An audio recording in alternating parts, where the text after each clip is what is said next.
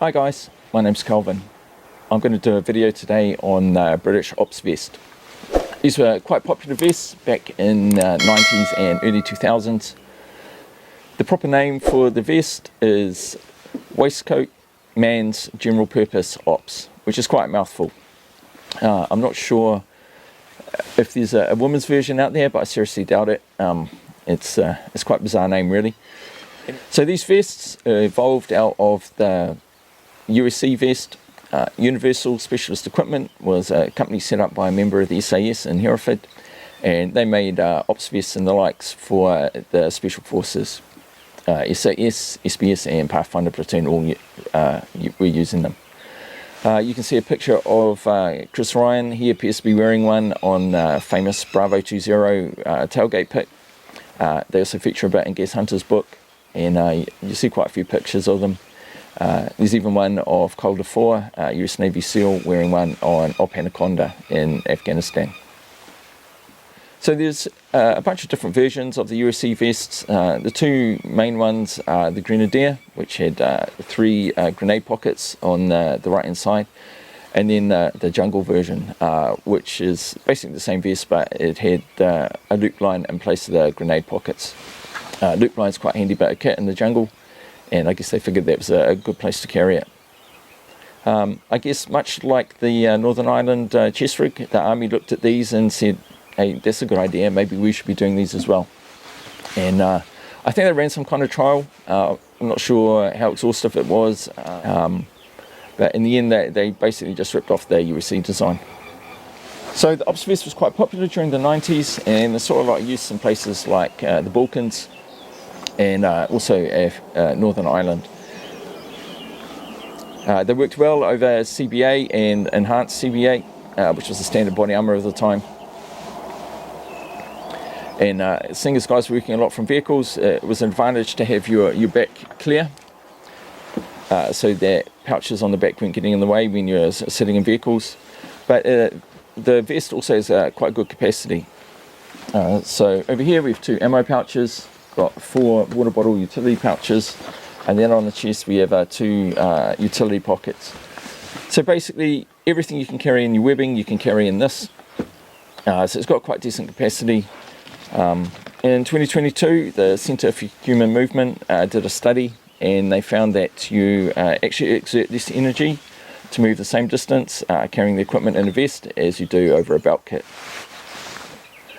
The only problems really with the vests are that they trap heat next to your body rather than just around your waist, because they cover a larger surface area, so that can be a bit awkward. And also the pack, they can interfere with the pack with all the buckles and stuff going on in the shoulder area. So these vests were used until the early 2000s. Once the Osprey body armour came in with its PALS webbing and the ability to mount pouches directly to it, these are basically phased out. People lost interest in them. There are advantages to wearing a vest over body armour, such as like if you become a casualty, you can your mates can remove the vest and get some weight off you. So you still got protection, but you're not as bulky and difficult to carry. Also, if you need protection but you don't necessarily need all your kit on you, yeah, they can be quite handy in that situation too. These were actually replaced by a different vest, the Osprey over body armour vest, but they were just overkill really, and Osprey's bulky enough, and then to wear a bulky vest on top of that, it was just crazy. Those vests were PALS based, and they did come with a pretty decent suite of pouches, and people would just put the pouches directly on the body armour.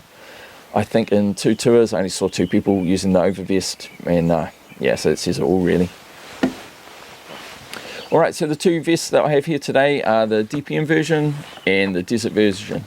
They're very similar, but there's a few differences, and we'll go through that. I purchased both these vests from armyandoutdoors.co.nz, and I found them great to deal with. This one here has got just a nice amount of seasoning. It's not brand new, but it's not thrashed, and so it looks good. It doesn't look crow. And then over here we have the Desert one, is essentially brand new. It's just got a name written inside it. So basically it got issued but never worn. I never used the DPM version, but I did use the Desert version on my first tour of Afghanistan, so I do have some experience with them. Alright, let's go through it.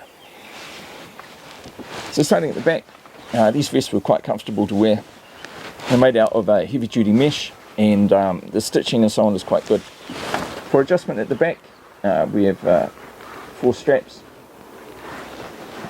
What you'll find on all these straps as well is that they've been folded over to stop it going pulling through, but also there's a nice tab there for you to grab a hold of for adjustment. At the top we have a drag handle, and so on the back of the DPM version we have some 1-inch buckles, side release buckles. So there's 2 at the top that come over the shoulder, and then you've got 2 at the bottom.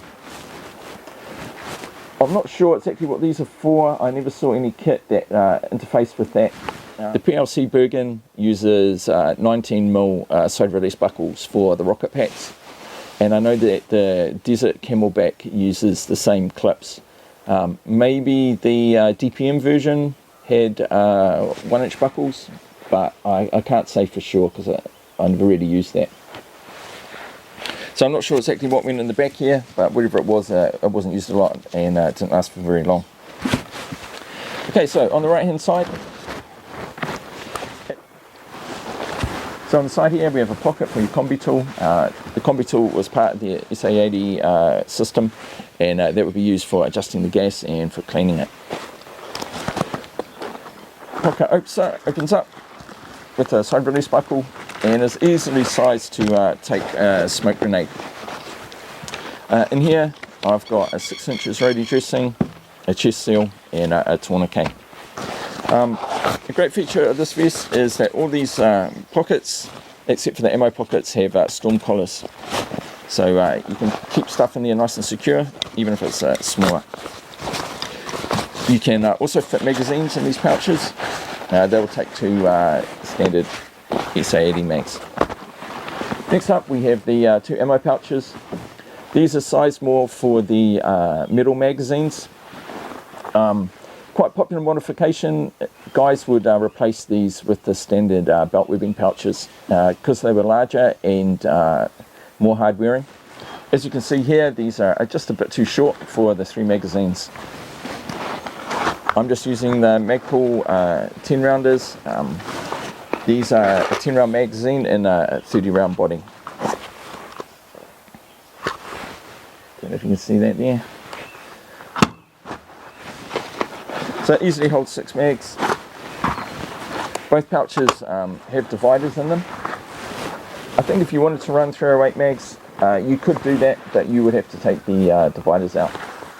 If you wanted to make the magazines fit better, you probably could take the lids off and just move those up about a ½ inch or so, and I think that'd be a much better fit in the pouch for the mags.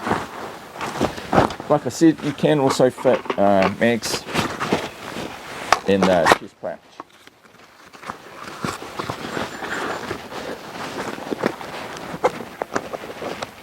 That's the great thing about this vest, is you can carry a ton of gear, and there's no need to give up capacity just because it's a vest.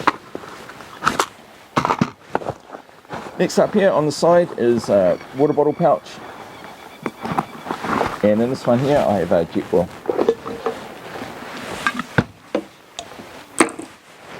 Again, got the storm collars, so great for keeping your gear safe.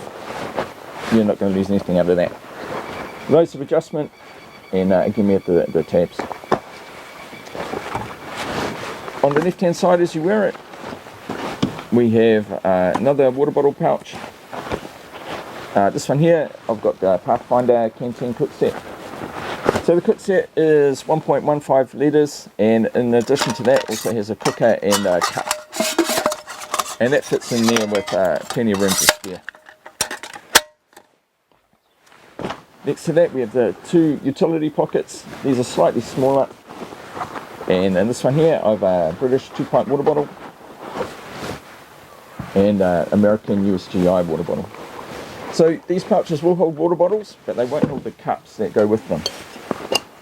So the British cup is too big, And yeah, these pouches are too small for the American Cups canteen. It's quite a tight fit and not recommended. But these the cups will fit easily in the water bottle pouch. You can also fit an Nalgene water bottle in these utility pockets.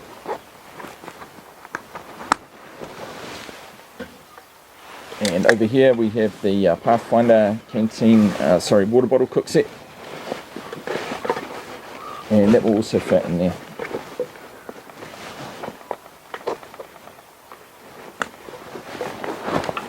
Just like that. So the water bottle cook set has the stove and the cup.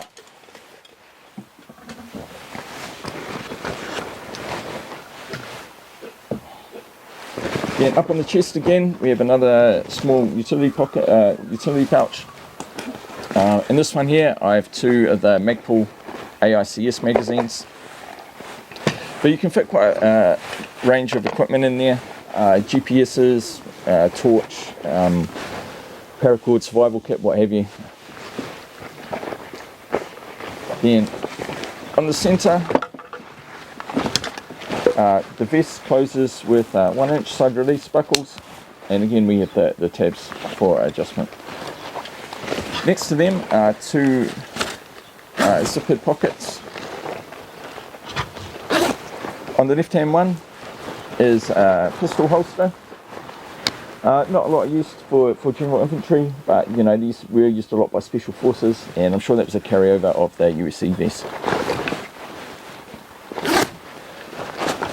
Here in this pocket we have I have a map, and inside there is a smaller notebook pocket. In this particular one, I've just got the 8mm for optelic.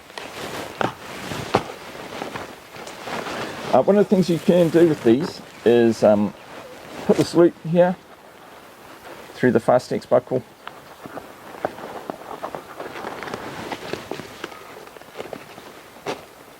And then now you have a dump pouch ready made, so when you're going through your weapon drills, empty a 30 round mag and you just quickly dump that in there, out of the way.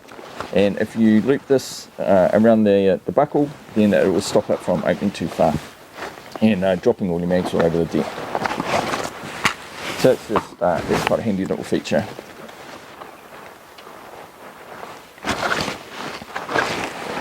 So adjustment is done with 2 ladder lock buckles and Velcro.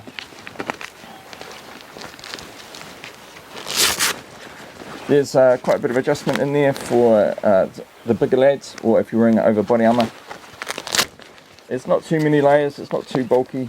Yeah, you probably could have done that better, but it does work.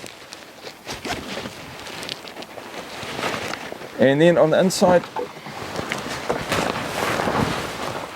we have quite a large poacher's pocket. So yeah, you can easily carry more kit than you would in a set of conventional webbing there. Alright, that's the DPM version. We'll get into the Desert version. Alright guys, now we have the Desert Ops vest. I used this style of vest in Afghanistan in 2007. It follows the same basic layout as the DPM version, but there are a few subtle differences and some not so subtle. So starting off on the left hand side of the vest as we wear it. Now at the bottom we have 2 Fastex clips, a male and female, and these are designed to integrate into the British respirator haversack. Next up we have 2 ammo pouches. These have been improved. As you can see, they have a lot better coverage of the magazines, and they now close with Spanish clips.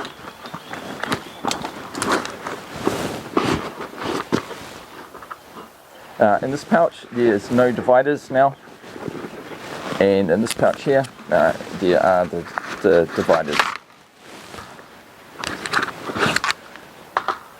Personally not really a fan of the dividers. I took this one out and just left one in there.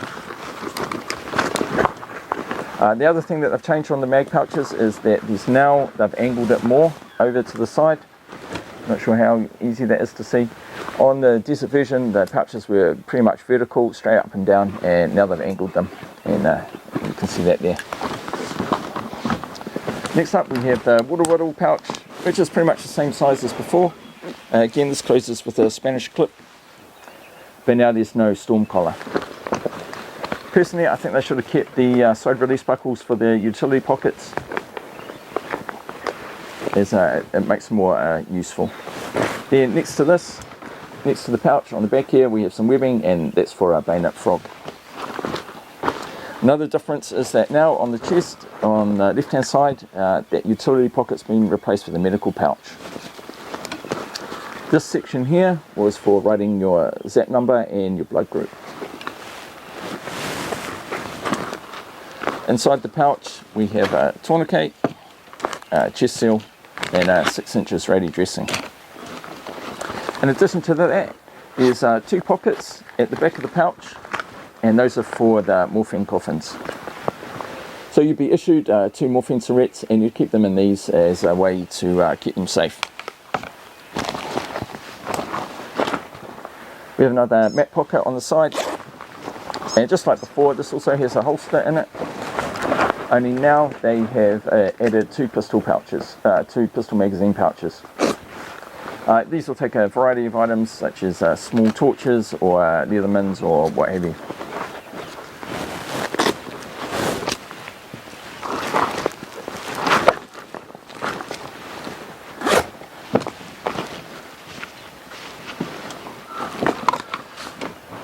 So the back of the vest is the same as before, and we have the same attachments, but now we have 19mm buckles, and these will interface with the British Desert Camelback carrier and also the PLCE side pockets from the Bergens.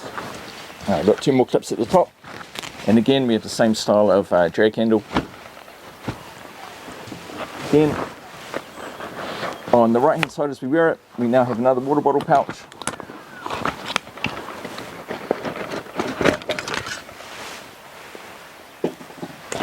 And then 2 smaller utility pouches.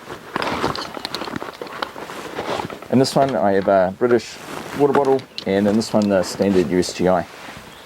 You can fit the canteen cups or cups canteens in these pockets, but they won't close. At least not with the canteen in there. This is what I mean, like if they kept that if they kept the side release buckles, they'd be a lot more useful. The attachments are just too short to close properly.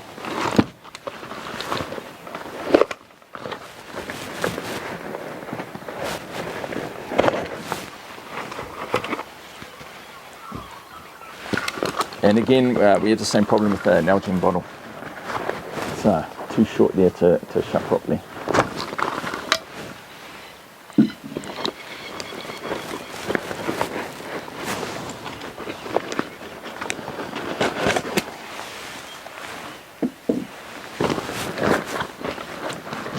Then above on the chest, we have the same style of utility pouch. This one here is slightly taller, it's slightly deeper, but otherwise it's pretty much the same. And again, I just have the 2 maple mags in there. On the right hand side pocket is the same mat pouch, and again in there we have the same notebook pocket. And this time now I just have that Operic aid book.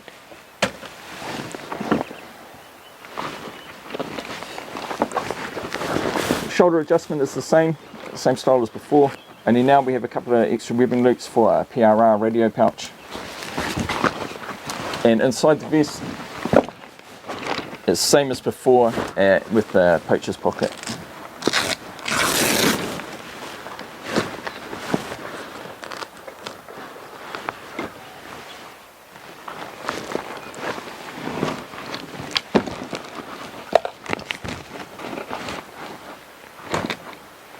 These vests weren't too bad a design. In our use we found that the metal SA80, the steel magazines would wear out by the end of the tour on a lot of these pouches, but otherwise they stood up to abuse quite well, and easily lasted a 6-month tour.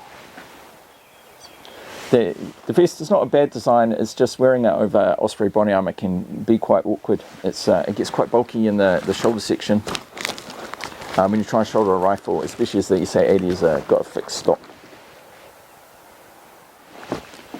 Alright guys, so that concludes today's video. A classic piece of old school British kit. It's still pretty relevant if you're not wearing body armour. They're very comfortable, can carry loads of gear, and yeah, it's a good design. Thanks for watching to the end. I hope this video was useful. Do us a favour and hit the old like and subscribe buttons. Alright, cheers guys, have a good one.